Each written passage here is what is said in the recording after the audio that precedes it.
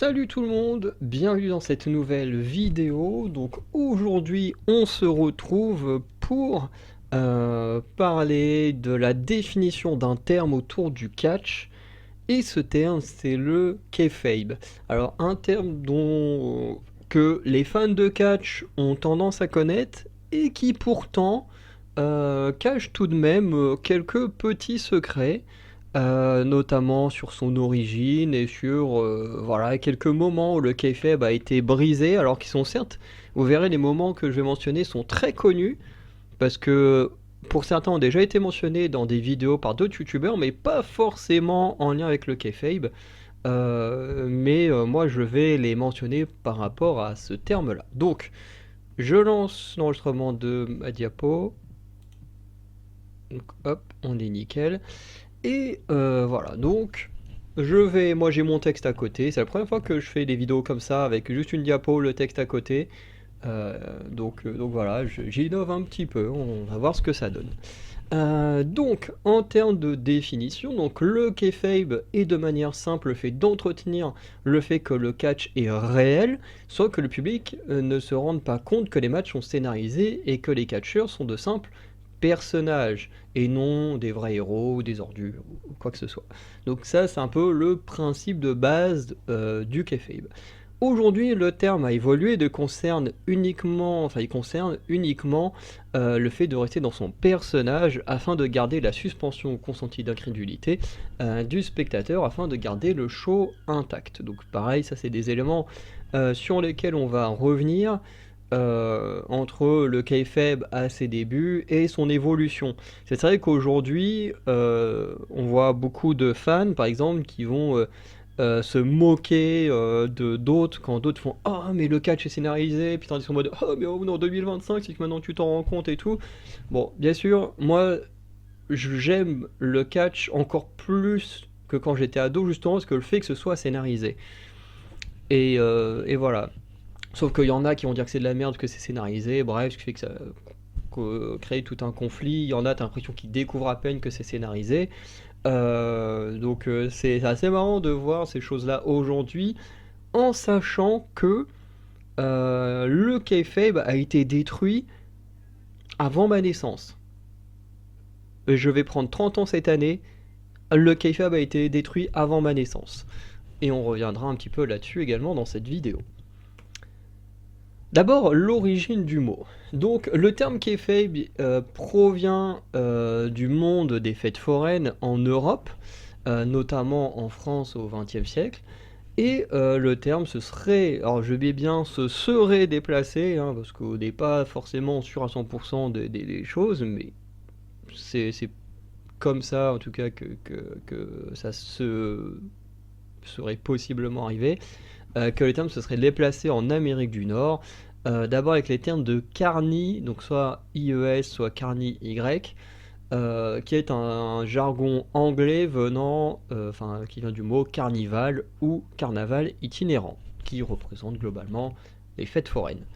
Le terme que l'on connaît aujourd'hui empruntera la technique du verlan pour exister, évoluant par la suite vers le terme de kayfabe. Parce qu'à la base, le terme c'est bi-fake. Et c'est vrai que quand on voit ça en verlan, ça fait kayfabe. Kayfabe. Voilà. C'est aussi simple que ça, l'origine du mot. Voilà, donc le terme était utilisé par les forains entre eux pour rappeler à l'ordre l'un d'entre eux qui sortirait un peu du personnage qu'il doit représenter à son stand de la fête foraine. Donc un terme que les gens ne connaissaient pas spécialement, hein, on parle des années 1900, non, si 20e c'est les années 1900, et donc un terme que les gens ne connaissaient pas forcément, il n'y avait pas de réseaux sociaux pour que tout le monde donne l'info à tout le monde, bref. Et du coup, seuls les gens dans le métier de forain connaissaient le terme et ça permettait, à travers un petit code, donc ce mot kayfabe, de remettre les gens à l'ordre ou quoi que ce soit en fonction de ce qu'ils sont censés faire. Le terme a aussi une autre forme, c'est le kayfabian, qui était un terme utilisé par les forains également, et qui est lié au métier de forain et tout ça. Le terme était utilisé comme un code à nouveau par les forains, je viens de le dire. Ici, c'était pour que les forains appellent leur famille. Donc ils demandaient, encore une fois, il n'y avait pas de téléphone portable et tout ça à l'époque, hein, voilà. Euh, donc ils demandaient en fait à des opérateurs de prononcer les termes Kefabian à leur famille. Et du coup, les familles comprenaient tout de suite le message. Ça voulait dire que le forain est arrivé dans la nouvelle ville de la tournée, parce que vous savez que les fêtes foraines, ça se déplace de ville en ville. Du coup, le quai Fabian, c'était juste un code pour dire je suis arrivé dans la nouvelle ville, tout va bien. Voilà, c'était un terme, voilà, plutôt intéressant. Le mot kayfabe donc est par la suite devenu le principe de garder secret la nature des combats dans le monde du catch, le but étant de cacher le fait que les combats sont scénarisés et organisés d'une certaine manière.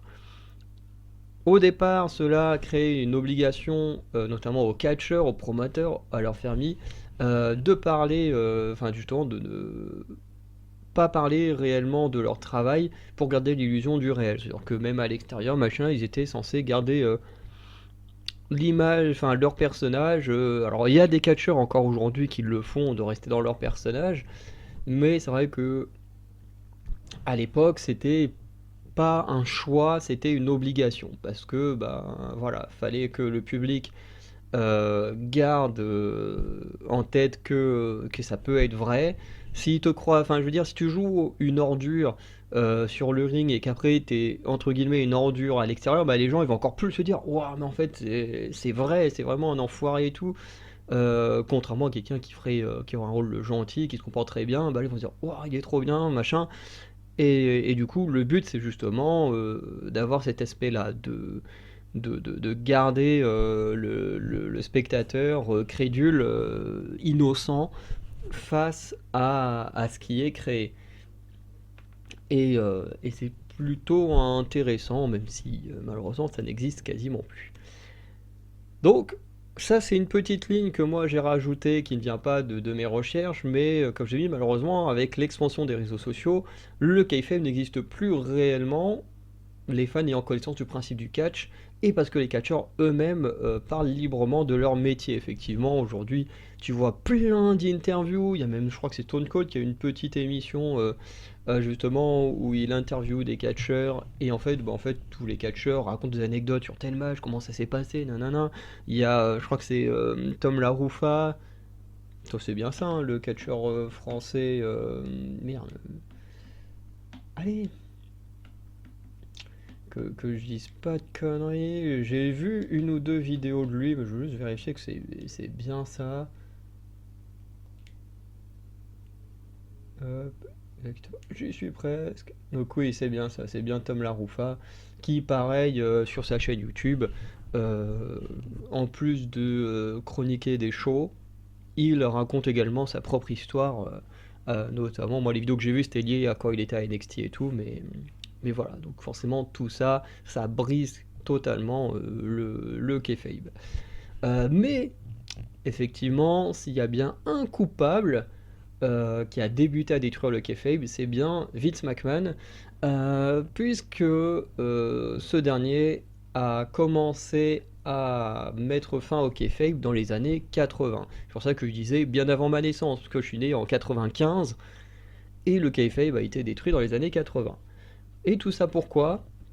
Pour l'argent. Eh oui, pour en fait pour payer moins de taxes, d'attribution de licences ou plein d'autres paiements plutôt liés aux commissions athlétiques américaines dans chaque état du pays, puisque bah, le show se déplaçait, et ben Vince McMahon a l'idée de redéfinir ce qu'est le catch le 10 février 1989, et il va le définir donc ainsi: une activité dans laquelle les participants combattent ensemble dans le but de divertir les spectateurs et non pas de disputer une authentique compétition athlétique.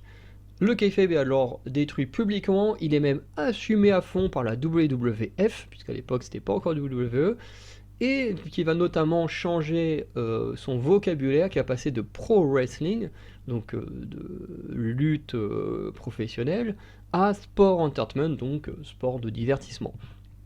Donc voilà, donc même bien avant que je sois, enfin bien avant, 6 ans avant que je sois né, du coup, Vince McMahon avait déjà commencé à mettre fin au kayfabe en assumant totalement le côté divertissement et en mettant totalement de côté le côté sportif qui gardait l'illusion auprès du spectateur à l'époque. Au XXe siècle, le terme kayfabe, pour s'éloigner un petit peu de Vince McMahon et tout ça, est un terme qui a également été très suremployé par les fans et les journalistes, alors qu'il avait déjà été découvert au grand public. Donc bien sûr, je pense que cette mention-là fait mention aux années 90, puisque le kayfabe s'est brisé fin des années 80. Mais le kayfabe, du coup, va quand même rester un terme utilisé dans le domaine du catch, cette fois pour définir le fait de rester dans un personnage. Le but, encore une fois, étant de garder l'illusion de fiction au sein du catch. Au départ, cela fonctionnait également en dehors du ring, mais c'est de moins en moins le cas. Donc ça revient encore une fois à ce que j'ai dit un peu plus tôt. À l'époque, t'avais pas trop le choix en dehors du ring. Avant que le kayfabe soit brisé, tu devais absolument rester dans ton personnage et tout.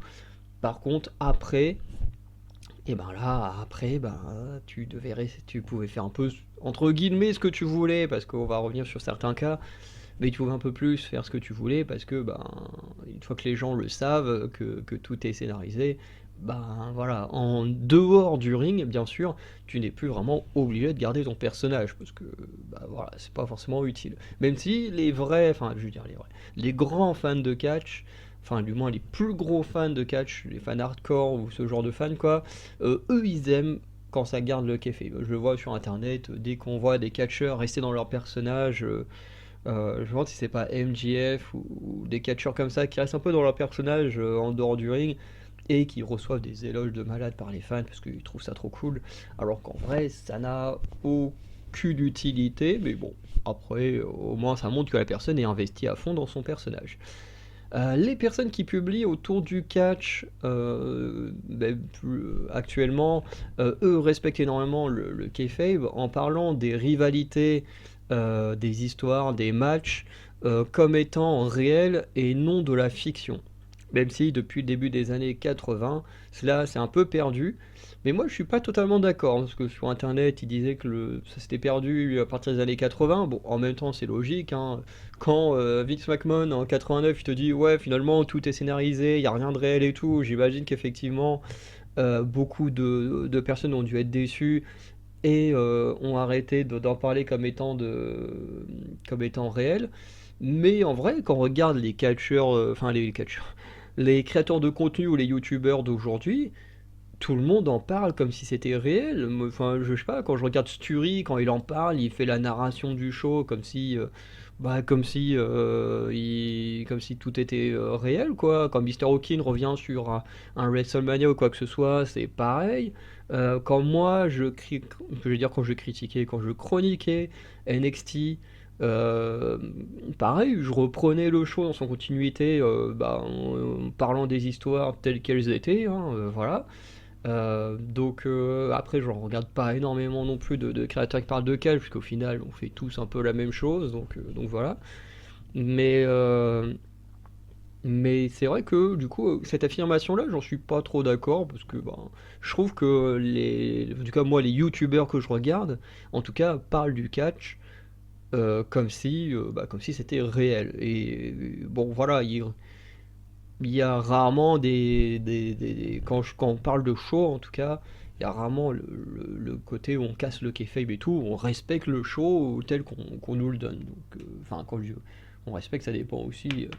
Parce qu'on peut critiquer les shows, mais en général, c'est pas le kayfabe qui est mis en cause, mais plutôt les décisions de, de, de la direction. Alors, par moment, comme je vais dire, le kayfabe peut ne pas être respecté pendant un show, avec des cas qui sont plutôt imprévisibles. Parmi ces cas imprévisibles, par exemple, il y a lorsqu'un catcheur se blesse, effectivement, même si les catcheurs sont surentraînés et tout ça, la blessure est pas inévitable et forcément ben ça casse un peu le personnage. Je pense récemment, alors je suis pas sûr que Daniel Plus soit réellement blessé, je crois qu'il avait quand même été mis quelques semaines de côté le temps que son genou aille mieux, mais voilà. Mais quand il a voulu faire ce saut à l'extérieur dans le match contre Drew McIntyre, je sais plus quand est-ce que c'était, mais je sais que c'était en 2024 où sa jambe s'est bloquée dans les cordes et qu'il est resté bloqué un peu la tête en bas. Voilà, là on l'a vu d'un coup, Drew McIntyre, entre guillemets, casser le café, parce que Drew McIntyre était quand même très très bon.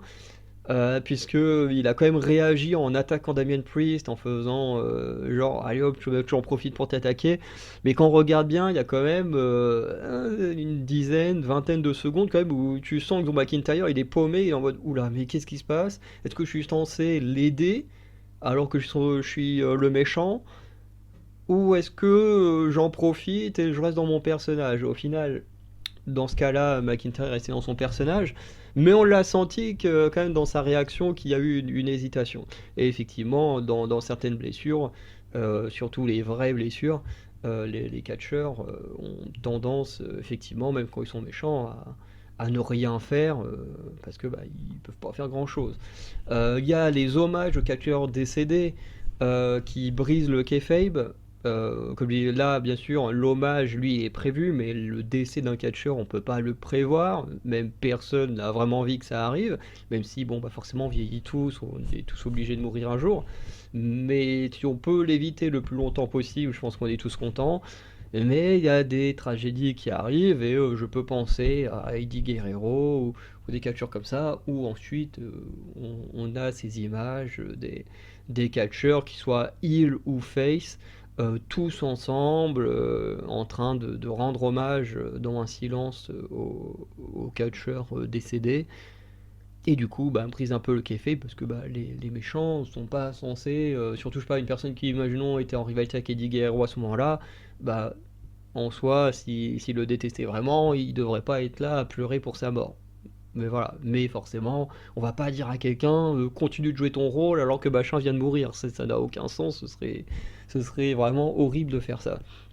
Bref, les pipe bombes entre guillemets sont aussi des éléments qui brisent le kayfabe parce que d'un côté, moi j'y crois pas trop aux pipe bombes totalement imprévisibles et tout ça. Comme on dit, la compagnie elle gère tout de manière millimétrée. Donc le fait que des catcheurs balancent des trucs particuliers que la WWE n'a pas forcément envie, comme la pipe bombe de CM Punk, je peux comprendre, mais qu'on te fasse croire que c'est quelque chose de totalement inattendu, honnêtement, j'y crois pas, parce que si la WWE était pas d'accord avec le fait que CM Punk dise toutes ces choses-là, bah ils auraient pu couper le micro, envoyer de la sécurité ou quoi que ce soit. Ils l'ont laissé débiter tout ce qu'il avait à dire, ce qui fait que ça reste un moment incroyable, parce que du coup, en laissant CM Punk sortir tout ce qu'il a sur le cœur. En fait, la compagnie en elle-même, elle se laisse cracher à la figure et tout, et assume globalement, d'une certaine manière, ce qui se passe. Voilà. Mais moi, les pipe bombes, je suis pas fan de ces trucs-là, parce que tout le monde en fait des tonnes, en mode «Ouah, c'est incroyable et tout». Mais non, pour moi, les pipe bombes n'ont absolument rien d'incroyable. En fait, ce qui les rend objet de brisage de kayfabe, c'est le côté où on va utiliser des éléments du réel euh, pour, euh, pour briser justement le kayfabe. Sauf qu'aujourd'hui, c'est compliqué parce qu'aujourd'hui, le réel prend de plus en plus de place dans les scénarios. On a toutes les histoires avec la Bloodline qui, pour tous, font vraiment partie de la même famille. Alors, bien sûr, il faut voir tout l'arbre hein, que The Rock avait présenté, l'arbre généalogique et tout. Mais voilà, c'est tous une grande famille qui, du coup rentre dans le domaine du privé, mais qui en même temps sert de scénario qui est plutôt cool. Euh, il y a par exemple la rivalité qu'on voit sur la photo entre Matt Riddle et Seth Rollins, qui a mis en place également des faits réels pour attiser encore plus les tensions entre les deux catcheurs, quand justement quand ils sont en face à face mais interposés par écran, que Seth Rollins balance le fait que voilà, Matt Riddle a été abandonné par sa femme, par ses gosses et tout ça, qui revient sur la drogue et tout, bah ça c'est quand même des trucs du domaine très privé de Matt Riddle et pourtant c'est desservi dans le scénario, donc c'est pour ça que les pipe bombs pour moi c'est vraiment un cas à part parce que voilà, c'est à la fois quelque chose qui brise le kayfabe, mais en même temps, ben, enfin, ça brise le kayfabe parce que on parle du réel dans un truc qui à la base était entièrement de la fiction. Mais en même temps, aujourd'hui, dans le monde du catch, la fiction est quasiment entièrement constituée d'éléments réels. Voilà, donc pour moi, ça reste un petit cas à part, mais voilà. Ensuite, sous cette belle photo de Kane, on a le terme de work qui fait partie du domaine, hein. Le terme de work, c'est tout simplement un terme anglais qui représente simplement le fait de respecter le kayfabe. Voilà, donc si quelqu'un work, c'est qu'il reste dans son personnage, qu'il est à fond, voilà, qu'il respecte le tout, et c'est très bien. Euh, donc un catcheur qui respecte son personnage, le scénario d'un combat, d'une interview également, parce que dans les interviews il y a aussi un personnage à garder, ou encore lorsqu'il arrive à piéger son public en réussissant à faire croire qu'il est blessé ou quoi que ce soit, ça arrive très souvent dans des matchs, et c'est vrai que il y en a, bah, des fois t'es en mode oula attends est-ce qu'il est vraiment blessé ou pas, machin, tu sais que des fois on se pose la question tellement ils sont doués, et tout ça, ça fait partie bah, de ce qu'on appelle le work, donc ces éléments qui respectent enfin ceux qui respectent le kayfabe. A contrario, merde, j'ai cliqué sur une mauvaise touche. Et oh, oula. Ah non, j'ai juste bugué. C'est pas la même chose. Ouais, bah attends, mais oui, si je continue de cliquer, il va. Oh là là, c'est chiant. J'ai l'impression que je peux jamais faire une vidéo sans avoir de bugs. C'est un truc de fou.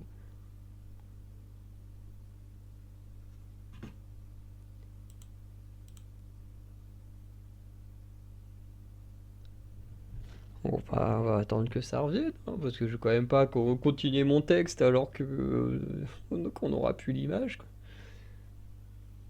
Ah, c'est bon. Donc, à contrario du work, on a le shoot. Et le shoot, qu'est-ce que c'est? Ben voilà, alors image hein, qui, comme on peut voir, ne vient pas spécialement de moi, hein. Donc le shoot, c'est également un terme anglais, mais qui cette fois concerne le fait de ne pas respecter volontairement le kayfabe. Ça, c'est très important parce que comme on l'a dit tout à l'heure, quand il y a une blessure, un décès et tout, bah là c'est plutôt involontaire qu'on ne respecte pas le kayfabe. Mais là, le shoot, c'est clairement volontaire, notamment comme la scène qu'on voit à l'écran, où Braun Strowman va rater un mouvement et que Brock Lesnar va sortir de son personnage pour lui envoyer la droite qu'on voit à l'écran. Donc c'est totalement ce genre de cas-là. Donc, je reprends mon texte. Par exemple, cela peut être quand un catcheur veut vraiment blesser ou gagner face à un autre catcheur, hein. On a euh, les souvenirs du gars qui avait tenté de battre Kurt Angle en lui faisant une vraie clé de bras, euh, que finalement Kurt Angle a réussi à s'en sortir. Il y a une histoire avec un catcheur, je sais plus ce sont qui ces catcheurs-là, mais qui avait une embrouille et qui avait plein de tables et tout, ils étaient en hauteur et que t'as un des catcheurs qui avait balancé l'autre en hauteur, qui avait atterri dans les cordes et tout, qui s'était vachement blessé très gravement et que l'autre était juste déçu de pas l'avoir buté. Enfin bref, je sais plus c'est quoi cette histoire, mais bref, les connaisseurs, je pense que vous voyez de qui je parle. Après, bon bah il y a le fait de stopper un scénario. On peut reprendre encore Matt Riddle qu'on a vu juste avant, qui une fois lors d'une scène backstage s'était carrément arrêté en mode bah, j'ai oublié mon texte, est-ce qu'on peut la refaire? Ah, Je viens de perdre mon texte. Tout vient de se casser la gueule. Mais... Attends, mais... Qu'est-ce qu'il est en train d'enregistrer? Non, c'est bon.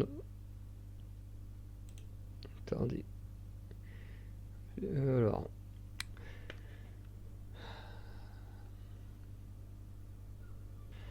On va pouvoir reprendre, maintenant que j'ai récupéré mon fichier, heureusement ça n'a pas pris trop longtemps. Donc, comme je disais, le shoot, voilà, il y a des cas comme Matt Riddle qui a oublié son texte en plein milieu d'une promo et qui demande à recommencer la scène. Bon, bah, alors là, c'est un brisage de kayfabe, en plus, tu brises ton personnage, tu brises le fait que ce soit scénarisé, parce qu'en plus tu dis, oh, est-ce qu'on peut leur faire en côté en direct? Bref, vous comprenez avec cette vidéo que je suis pas le plus grand fan de Matt Riddle, hein. Mais bon, c'est comme ça.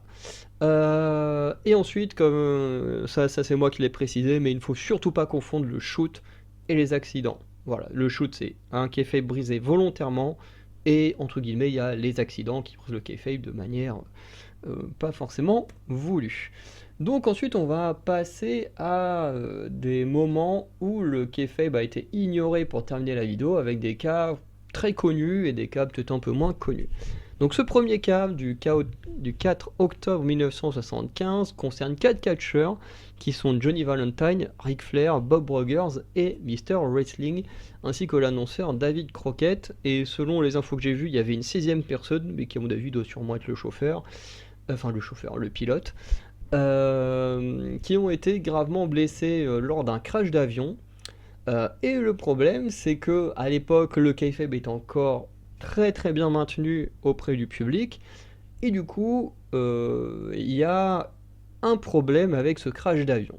Vous me direz, bah lequel? Tout simplement, Mr. Wrestling et Johnny Valentine, à l'époque, étaient les pires ennemis dans le ring. Et donc, bah, le fait de prendre l'avion ensemble comme des potes, bah, c'était pas crédible. Pour le public, enfin même pour la compagnie, surtout la compagnie pensait que ce serait pas crédible auprès du public que deux ennemis prennent l'avion ensemble, surtout qu'on voit que c'est un petit avion, donc voilà. Parce que c'est vraiment voilà l'avion en question, hein. Bon, heureusement il n'y a pas eu de décès, de ce que j'ai lu, il y a eu enfin il y a eu, oui c'est ça, il n'y a pas eu de décès, il y a eu que des blessés. En fait les mots sont tellement proches que je me souviens plus de ce que j'avais dit, heureusement. Mais du coup, ça a posé un gros problème, c'est que comme la compagnie pensait que ce serait pas crédible, bah du coup ils ont poussé Mr. Wrestling à nier son identité de Tim Woods, puisque apparemment c'est un gars qui porte un masque et tout. Alors, je le connais pas plus, je connais pas les coutures de l'époque, hein. À part Ric Flair, mais bon voilà.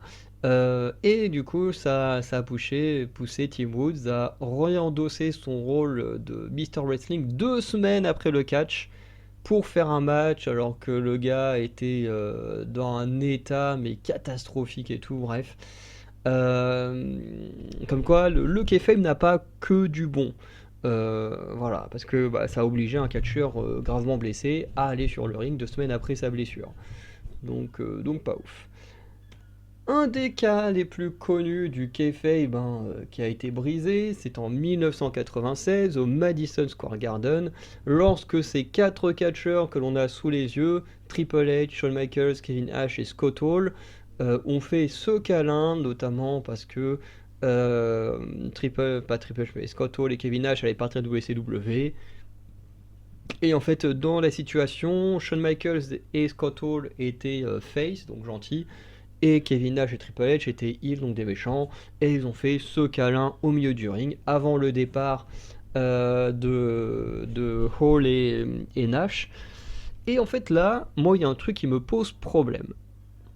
En fait, il y a un truc qui me pose problème, c'est que pour avoir vu des vidéos justement qui parlaient de ce moment-là, et de ce que j'ai appris par rapport au kayfabe, c'est que on sait qu'après cette vidéo-là, Shawn Michaels, de mémoire, il était champion, donc la compagnie a rien pu faire vraiment avec Shawn Michaels. Enfin, en termes de punition. Scott Hall et Kevin Nash, comme eux, ils sont partis à la WWE, donc ouais, ils ne pouvaient rien faire. Et du coup, Vince McMahon a décidé de punir Triple H. Alors, n'hésitez pas à me dire si c'est vraiment Vince McMahon qu'on connaît, qui était déjà à la tête de WWE en 96, ou si c'était son père. Mais globalement, bah aussi, je pense que c'est lui, parce que s'il a des trucs qu'il a fait en 89, c'est ça devait déjà être lui à la tête du truc. Euh, Mais en tout cas, Triple H a été puni pour ça. De mémoire, Triple H a fait ce match là où il a fini dans la boue, là, tout dégueulasse, après cette fameuse scène. Et là où moi j'ai un problème avec ça, c'est que Vince McMahon, c'est un enculé. C'est un putain d'enculé. Je suis désolé pour le terme, mais c'est un enculé. Le mec, quand même, il brise lui-même volontairement le kayfabe, et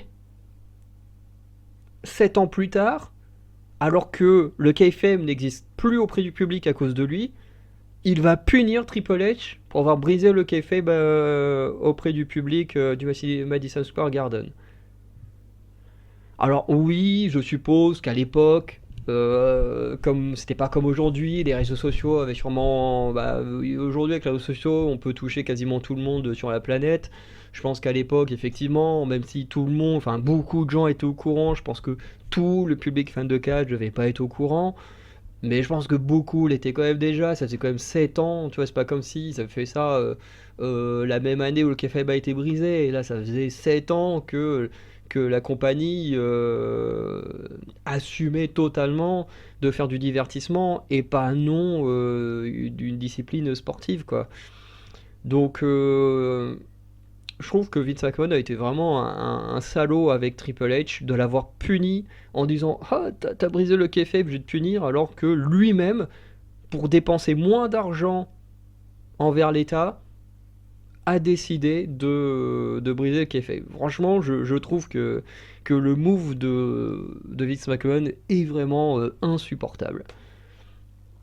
Ensuite, du coup, on a les pailles bombes de manière générale. Alors, il y a celle de CM Punk qui est hyper connue, mais il y en a d'autres qui existent. Et d'ailleurs, une des personnes qui en a fait une, c'est l'ancien maître de CM Punk, enfin, maître, collaborateur. Mais en termes de paille bombe, on peut dire que c'est son maître, hein, parce que celle de CM Punk est arrivée. C'est arrivé quand sa paille bombe? Fin des années 2000, début 2010, hein. C'est même, je dirais même plus début 2010. Parce que moi, je regardais le catch jusqu'en 2009, un truc comme ça. 2009, peut-être début 2010. Et CM Punk, il était encore là. Et moi, j'ai pas connu vraiment l'époque où il s'est rasé la tête avec sa sorte de secte et tout. Donc, et sa paille bombe de mémoire, de toute façon, ça a été fait avant son départ, donc c'est encore après ça. Donc la paille bombe de CM Punk a 10 ans, au moins 10 ans, enfin peut-être pas 10 ans, mais un peu moins de 10 ans après celle de Iman. Donc voilà, hein, Iman, qui est peut-être lui, hein, qui a conseillé CM Punk, hein, de lâcher toute sa rage à l'écran, parce que bon, bah, Paul Iman lui-même l'a fait à ICW One Night Stand en 2005. Donc voilà, une promo dans laquelle il critiquait tout ce qui se déroulait dans les coulisses de la WWE. Donc c'est un peu ce que je disais. Après, contrairement à CM Punk, où CM Punk a fait ça dans le roster principal, où tout est méga contrôlé, et du coup j'y crois moins à l'aspect pipe bomb, voilà, la promo non prévue que personne peut contrôler, nanana. Que la ECW, j'y crois plus, parce que à la ECW, je crois qu'il y a eu une période où la ECW était indépendante, puis rachetée par WWE. Donc là, on est clairement sur une époque où ça apportait à la WWE, mais ça avait quand même un côté très à part. Tu vois, c'est un peu comme NXT qui est à part, géré par quelqu'un d'autre, enfin, du coup par Shawn Michaels. Mais tu vois, la ECW, c'est un peu un cas comme ça. Et je pense que du coup, Paul Heyman était un peu plus libre de faire ce qu'il voulait là-bas, entre guillemets, parce que s'il a lâché toute sa rage dans cette promo, c'est qu'il y avait forcément des choses qui allaient pas. Mais je pense que le fait que ce soit la ECW lui permettait de faire plus de choses que CM Punk dans le roster principal, où c'est l'une des plus grosses stars de l'époque et tout. Donc voilà. Ensuite, on a un autre kayfabe qui a été brisé et qui là est juste déjà de base, qui fait ça, hein, à part des connards sur YouTube qui veulent se faire des abonnés, enfin qui veulent se faire des abonnés, qui veulent faire une tonne de vues pour des vidéos graves. Ce sont ces gens, je déteste ça, les gens qui font semblant d'être morts. Mais qu'est-ce que je déteste ces gens-là.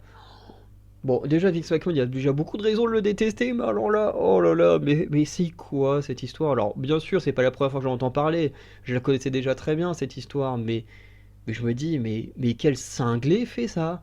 Quel cinglé fait ça? Et oui, parce que Vince McMahon a clairement mis en place une histoire, alors je sais plus dans quel cadre, où il a voulu faire croire à sa mort avec notamment le fait qu'il rentre dans cette voiture et pouf, la voiture qui explose et tout. Et du coup, tout le monde croyant la mort de Vince McMahon et tout. Sauf que très peu de temps après cette fausse mort, bah, Chris Benoit, lui, est réellement mort. Et du coup, bah, ça a obligé Vince McMahon à, j'ai mis dans mes notes, à revenir à la vie, hein, même si techniquement, bon, on sait tous qu'il n'était pas mort, hein, mais voilà, donc il a dû briser le kayfabe, parce que techniquement, dans l'histoire, bah, il est censé être mort, et que bah, d'un coup, hop, il revient à la vie, pour bah, justement mettre en place un hommage à Chris Benoit. Bon, qu'ils ont très vite regretté une fois qu'il y a eu les histoires du meurtre de sa femme et son fils et tout ça. Mais ça ne nous regarde pas pour cette vidéo-là. Mais voilà, en tout cas, déjà, l'idée même est trop bizarre. Et en plus, bah, il a dû être très très ridicule d'avoir brisé cette histoire, surtout lui qui punissait hein, Triple H pour avoir brisé le kayfabe, et lui-même, hop, il le fait. Ah, je déteste ces gens-là, je déteste ces gens-là. Et le dernier point dont on va parler, c'est plus un clin d'œil que... C'est même juste un clin d'œil en fait. C'est qu'à la WWE, on a un catcheur qui s'appelle Nick. Il a un nom de famille, j'en suis sûr il est russe ou polonais, c'est impossible à dire. Sjetkovic, on va le dire comme ça, j'en suis sûr que je l'ai écorché, j'en suis désolé pour ce monsieur, qui sur W était présent sous le nom de Kid Zarni, qui est un personnage qui faisait référence aux Carni, soit les forains. Et d'ailleurs, quand il a construit son nom, il a construit son nom autour du mot Carni, puisqu'en fait, si on enlève le milieu, donc le za, non, si on enlève le is, donc quasiment le début, ça fait Carni. Voilà, donc il a construit son nom en utilisant le terme, et puis dans sa gimmick, il représentait un peu cette culture des forains qui ont donné le nom kayfabe au monde du catch. Voilà.